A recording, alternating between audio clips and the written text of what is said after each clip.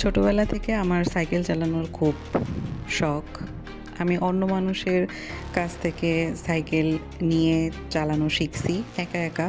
কেউ আমাকে ধরে কখনো সাইকেল চালানো শিখায় নাই। অন্য মানুষের সাইকেলই চালাতাম। বিকাল হলে কে সাইকেল নিয়ে বের হবে সেইটার অপেক্ষা করতাম। তারা চালানো যখন তাদের শেষ হতো তখন আমি তাদেরটা চালাতাম। অনেক সময় চালানোর জন্য ওয়েট করতাম, সন্ধ্যা হয়ে যেত, পেতাম না। তো যখন আমি বাসায় বললাম যে আমি একটা সাইকেল কিনতে চাই, আমার বাবা রাজি থাকলেও আমার মা রাজি ছিল না।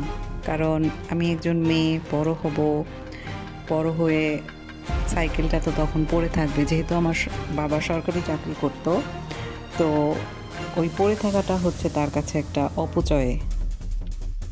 এই কারণে আমার শত চাওয়া সত্ত্বেও আমাকে সাইকেলটা কিনে দেয়নি। তো এখন আমি যখন বড় হয়ে বাইক কিনতে চাইলাম, তো তখনও তাদের ঘোর আপত্তি, দুইজনেরই ঘোর আপত্তি।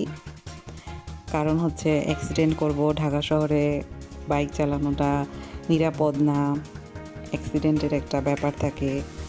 তো কিছুতেই রাজি না দুজনের একজনই।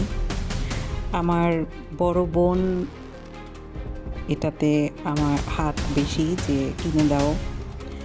তো সেই মূলত আমার মাকে রাজি করাইছে আমার বাবাকে কেনার আগ মুহূর্ত পর্যন্ত সে রাজি ছিল না, যে কোনো দরকার নাই কেনার। আমার মৃত্যু যদি লিখে থাকে এভাবে, তো এভাবেই হবে। জীবনের প্রতি যখন মানুষের মায়া না থাকে তখন আর মানুষ চিন্তা করে না কোনটা থেকে কী হবে। যে কোনোভাবেই, যে কোনো উপায়েই মৃত্যু তো আসবে। সেটা বাইক থেকে হোক, বাস থেকে হোক, রাস্তা পারাপারের সময় হোক, বাসায় বসে হোক, যে কোনোভাবে হোক, মৃত্যু তো নির্ধারিত, তাই না? এই বয়সে এসে বাইক কেনা চ্যালেঞ্জিং ব্যাপার।